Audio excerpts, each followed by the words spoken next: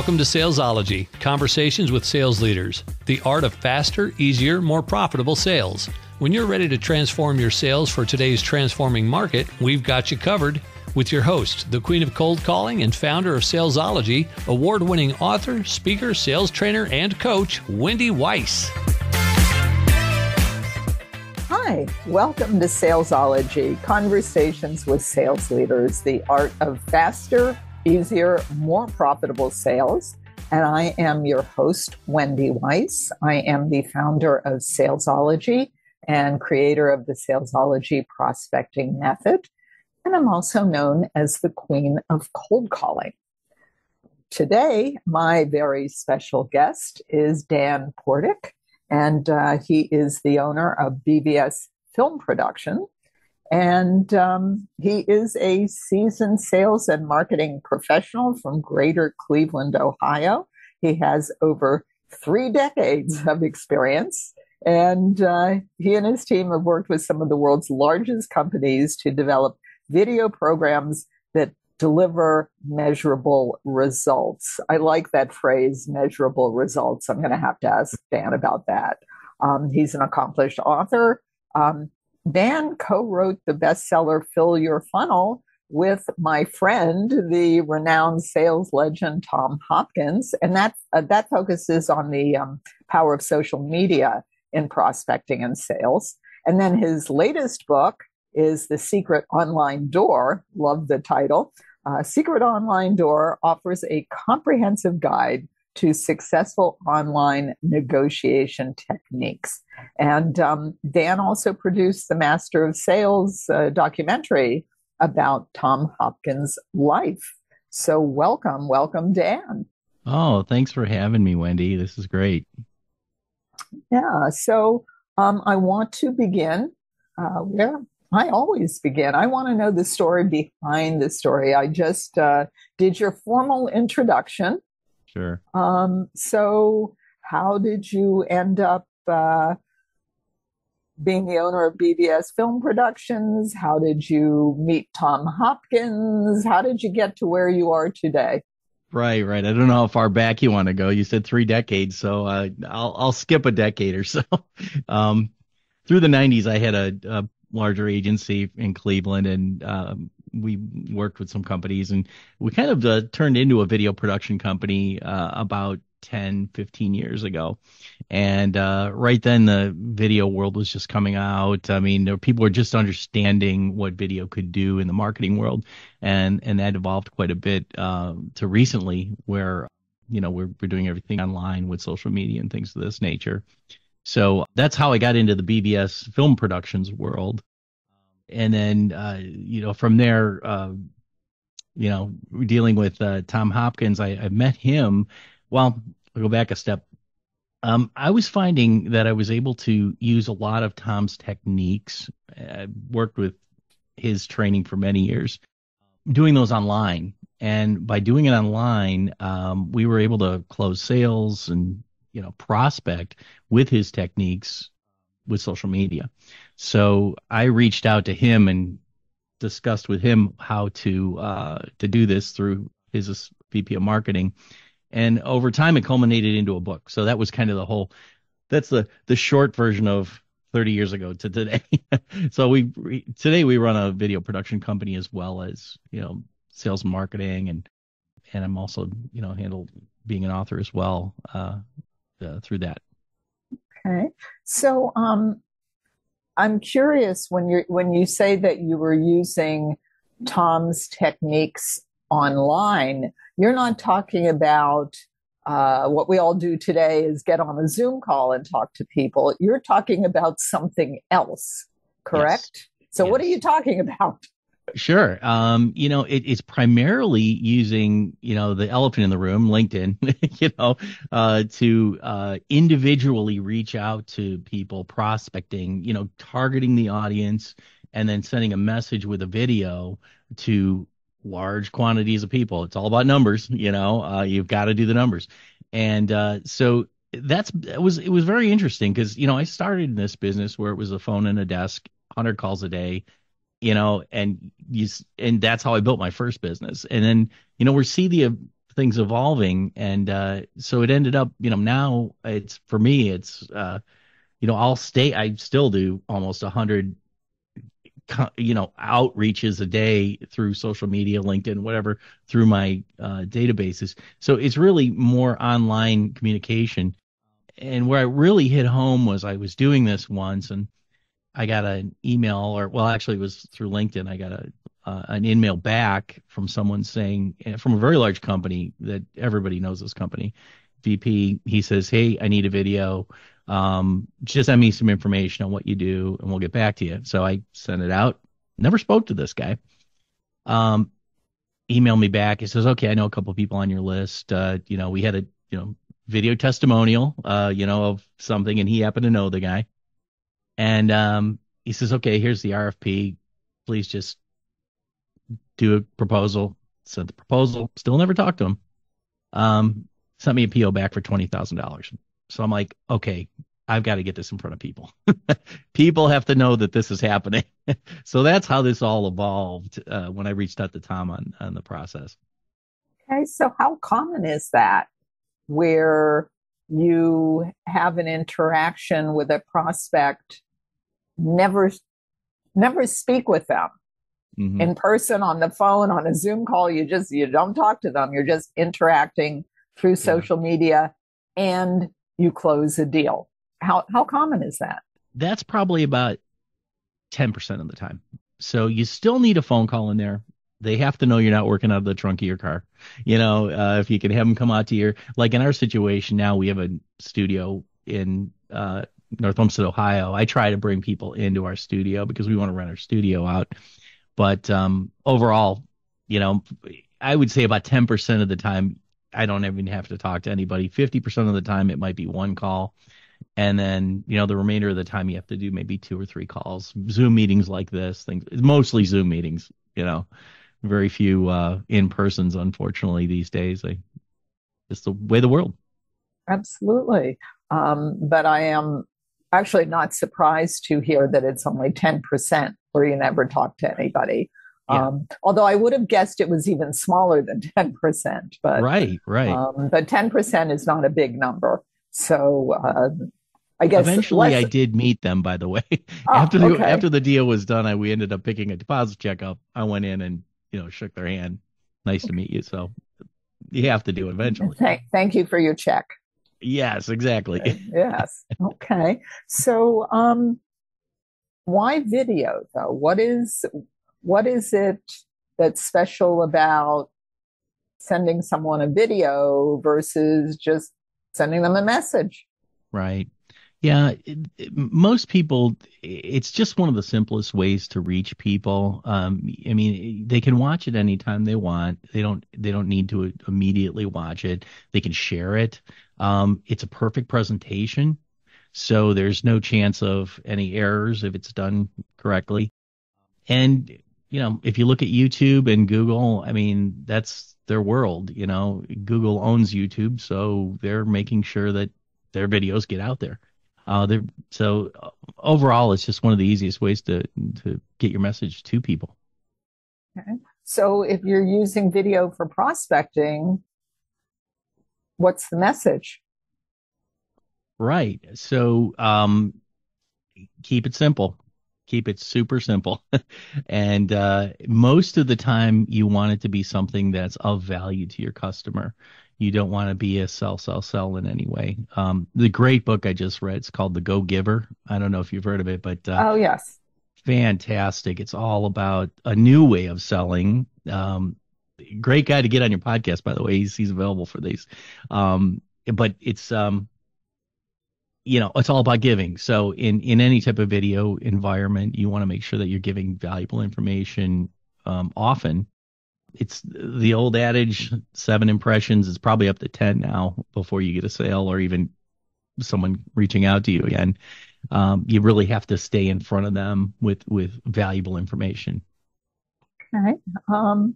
So I'm going to switch gears a little bit because I read that part of your background is you're a musician. Correct. Yeah. And I am curious. I ask all my guests that are in the arts in one way or another. Because my first career was I danced in a ballet company. Outstanding. I am wondering, what did music teach you about business, sales, marketing? Great question. Well, being on stage, you lose a lot of fear of being in front of people. And I have found some of the best salespeople out there. Matter of fact, most of my friends are all musicians. Some of the best salespeople are musicians. They just laid back, calm. People like them, because they're just so calm, I think that's a big part of it.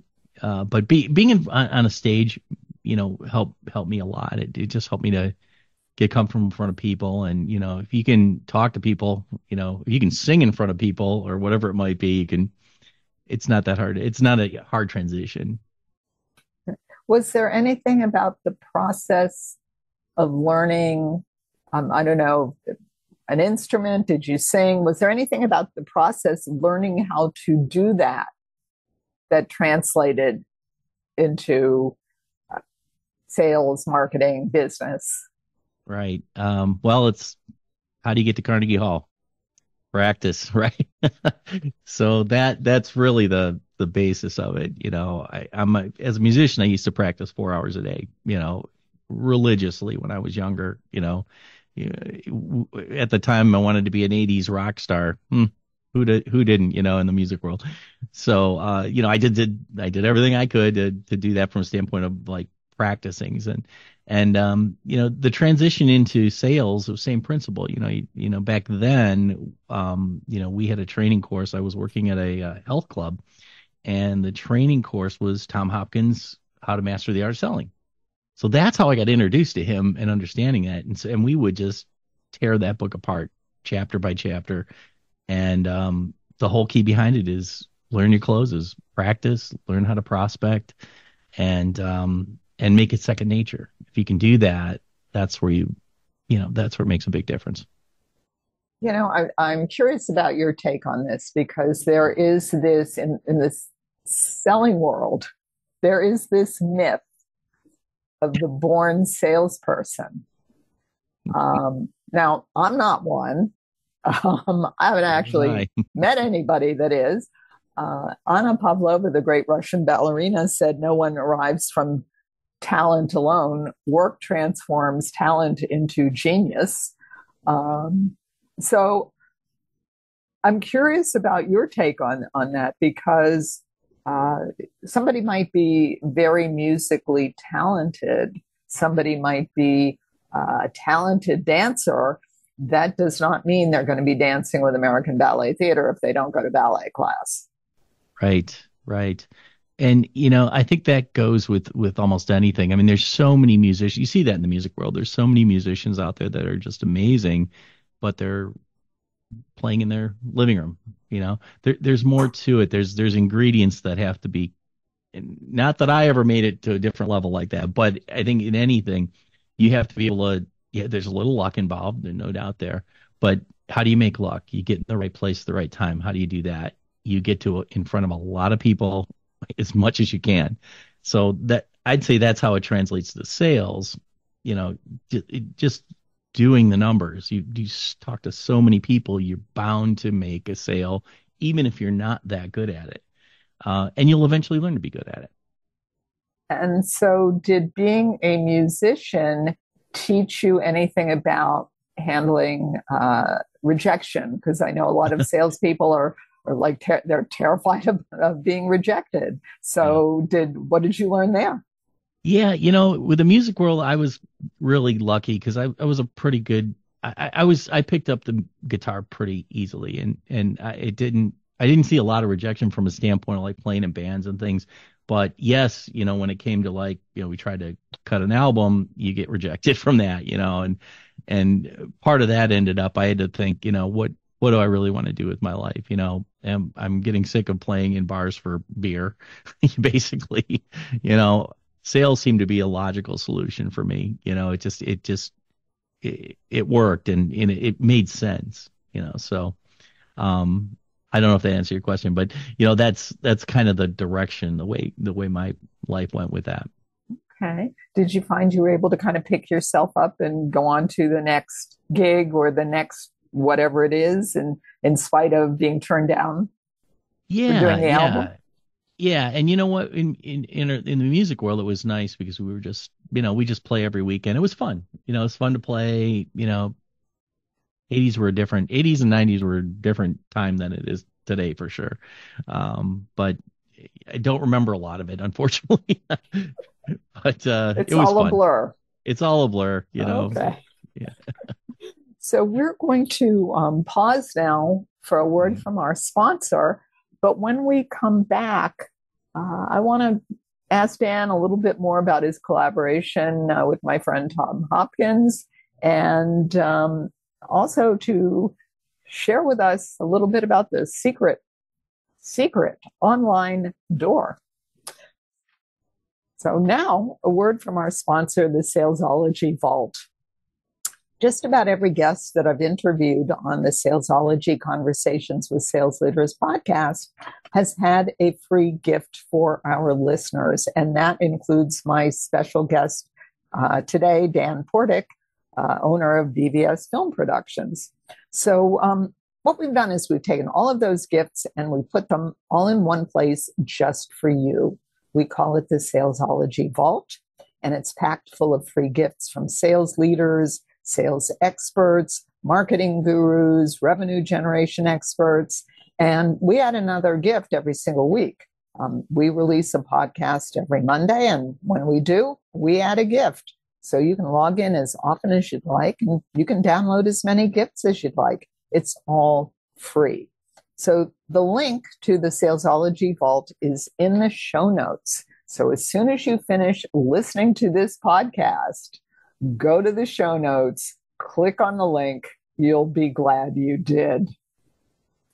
And we are back with my special guest, Dan Portik, owner of BVS Film Productions.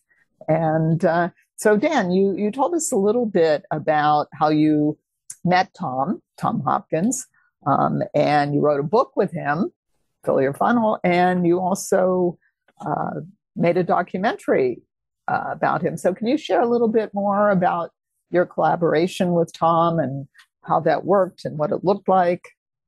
Sure. Yeah, after I did that one sale I was telling you about where we were doing this online for that one customer, I said, you know what, there needs to be a way I can reach out to Tom. I mean, he's my mentor, he still is really. And, but I was very fearful because, here I am. How dare I want to reach out to Tom Hopkins, the great Tom Hopkins. But I said, you know what? What have I got to lose? I have nothing to lose, everything to gain. So that's where I went on LinkedIn and I just said, let me see if I could even find him, and I clicked on it, Tom. Well, there he is. So I was using Sales Navigator at the time and I put an in-mail to to him directly.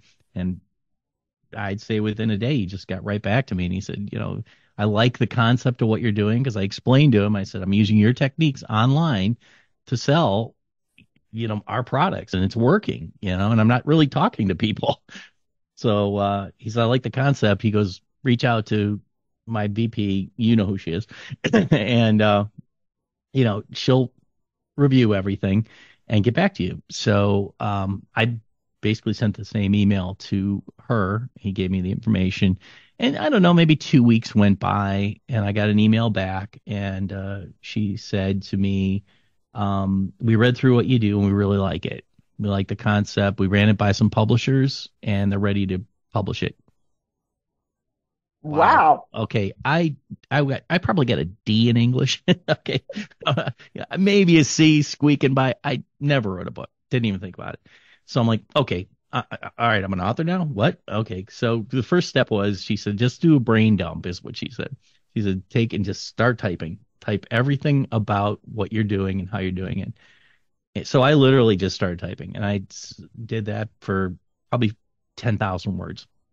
Sent it to her and she went and they looked at it and they said, okay, we'll send over an agreement from publishers that said they're ready to do this.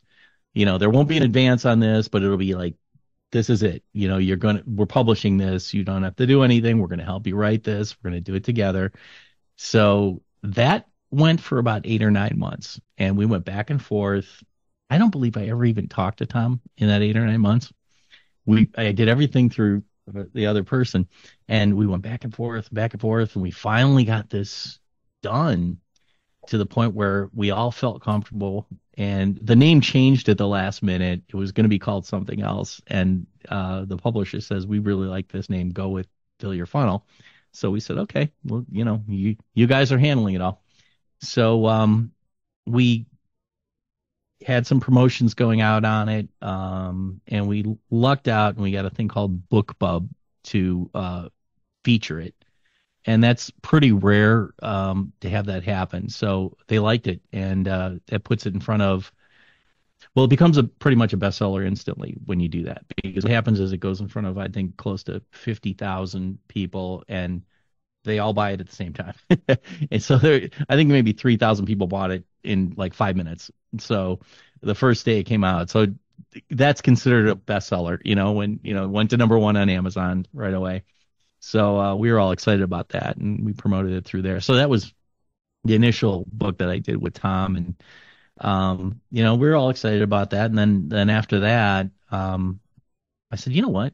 He'd mentioned Jude, the other person I was talking to, mentioned that he's going towards retirement. And I said, there's got to be more to this. So I had the video production company. I said I'd love to do his life story documentary. And she says, well, he's a really shy guy. He really doesn't. And that shocked me right there. She says, he's very, not self-serving in any way. She goes, but let me talk to his wife, and I'll find out, if I can get her to talk him into it. So it was funny. And I get another couple of weeks go by, and she says, all right, he's going to do it. So that's when I finally met Tom. We went out to Scottsdale and shot in his home for a day, and then came back another time and did it. And we put it together over probably about a year and a half. That was when COVID hit, actually. So that kind of was a little bit of a fly in the ointment. So I think we kicked it out about 3 years ago.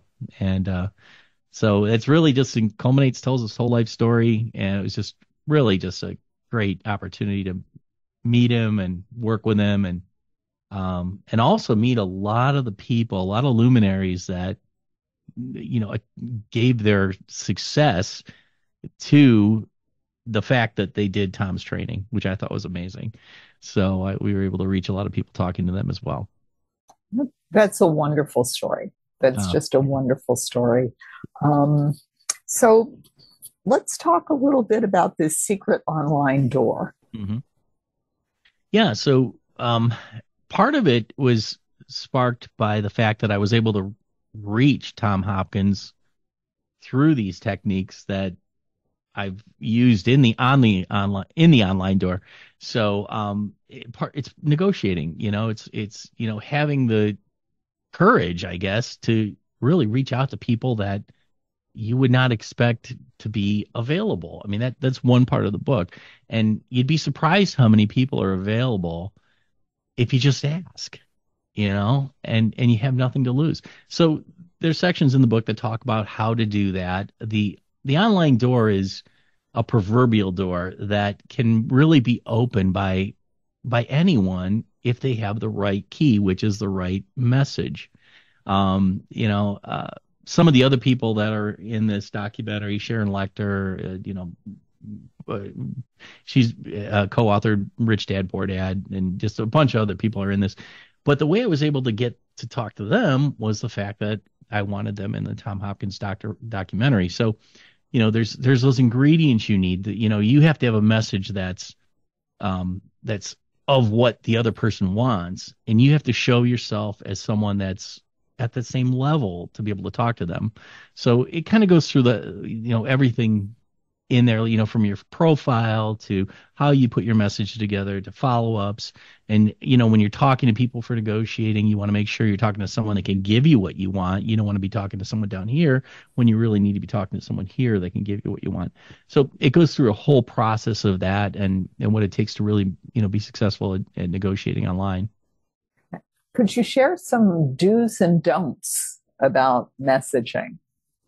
Yes, it all starts with your profile. Your profile is like the number one thing you must have in line first. Before you can send any message out, have someone else look at your profile that's of a reputable status and have them tell you what could be wrong with it. And that includes, LinkedIn, any of your other social media profiles, as well as what might be out there just online anywhere. All those factors come into play because when you reach out to someone at a certain level, there's always a gatekeeper if they're at a certain level. That gatekeeper, the first thing they do is they're going to go on social media and they're going to try to find, who you are and what you're about. They see something not so good, that's just going to take you down a peg or two on having the opportunity to even talk to that person. Give you an example. We were looking for I think a administrative assistant, and we had somebody come in. We sat down and talked with them for a while, and it looked like a great candidate. Then we went online, and the first thing we saw was on Facebook. We saw them sitting on a couch. Looks like what they were smoking was a controlled substance on the front page of their Facebook page. So just them not even knowing that was happening, it just changes your whole outlook on that individual without them not even knowing. So that's the importance of step one. And then there's 4 or 5 other steps beyond that you really have to take. But I would say your profile is probably number one before you do anything. Okay. And so then what's number 2? Okay. I knew you were going to ask that. So number 2 is you have to have a message that's of value to the person that you're dealing with, not yourself, not necessarily yourself. If you can have that win-win and it works for both of you, but ultimately it has to be of value to that other person. So, for example, when I was reaching out to people for the documentary, I wanted them in the documentary for Tom Hopkins. Many of them, attested that that everything they've done came from his training. So that's the value. And they were happy to be in the documentary. So I was able to kind of bypass the gatekeeper in many cases and get directly to that individual, which was nice. So that's the next step. Okay.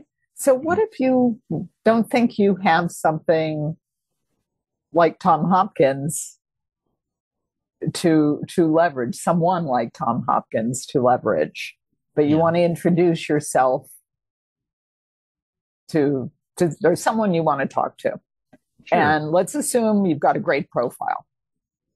Yeah, so you want to create something that's going to be ultimately of value to them, whether it's you or information you give to them. So that information could be an industry trend or something that you feel could be of value to them. So it doesn't necessarily have to be you're the greatest thing since sliced bread, but it could be whatever the individual has an interest for or what you think it might be. And then do the numbers. So, instead of just one person, find 20 people or 50 people. The other thing in the book we talk about is, don't necessarily just go for the VP. If there's more than one VP, reach out to all of them. If you have a complaint or concern, there's no reason you can't go on LinkedIn and hit all 20 or 50 of them. One of those VPs are going to get back to you. It's just the way it works. And while you're at it, see if you can find the CEO. Why not? Right? Why not? Why not? It seems to me, from what I've found, is VPs are usually pretty good because they're, either flying around, they'll land and they'll say, okay, this is a problem. I'll put an assistant on it. But and an email is really great because it's like they just take it and they forward it. So that's what we're finding out. Okay. So I know you have a gift for all of our listeners. So share your gift. Yeah, so I'm happy to give the online secret door away to anybody that wants it on the show. They would just need to go to the link that we'll be providing and say, I want a book, and we'll make sure that happens. Or however you'd like to do that, Wendy, we can make it so it's downloadable. Well, we are going to put the link in the show notes. So if you want a copy of The Secret Online Door, and I know I do, so after you're finished listening to this podcast, go to the show notes, click on the link and Dan will send you a copy of the secret online door. Perfect. Okay. Yes. Yeah. And if people want to connect with you, they want to hear more Dan, where should they go? Yeah, the easiest place is danportik.com, danportik.com. Okay, good. And if you didn't have a pen handy, you couldn't quite jot that down, it's okay, because we're going to put Dan's website, LinkedIn, Twitter, we're putting everything in the show notes. So as soon as you finish listening to this podcast, go to the show notes, connect with Dan. And I want to thank our audience today for listening to Salesology, Conversations with Sales Leaders, with my very special guest, Dan Portik. Shout out to you, Dan. Thank you. Oh, thanks for having me on. Yeah. And if you found value in listening to today's podcast, then please think about one business owner, one entrepreneur, one solopreneur, somebody that you know that you believe might also find value in listening to this podcast. And please do share the link with them. And until we meet again, visualize yourself surrounded by cash, really large bills. You've been listening to Salesology, Conversations with Sales Leaders, the art of faster, easier, more profitable sales. Be sure to follow so that you don't miss a single episode. And while you're at it, please leave a rating and review, and be sure to share it with your friends. Tune in every week for more exciting insights and wisdom on transforming sales. And until next time, visualize yourself surrounded by cash, very large bills.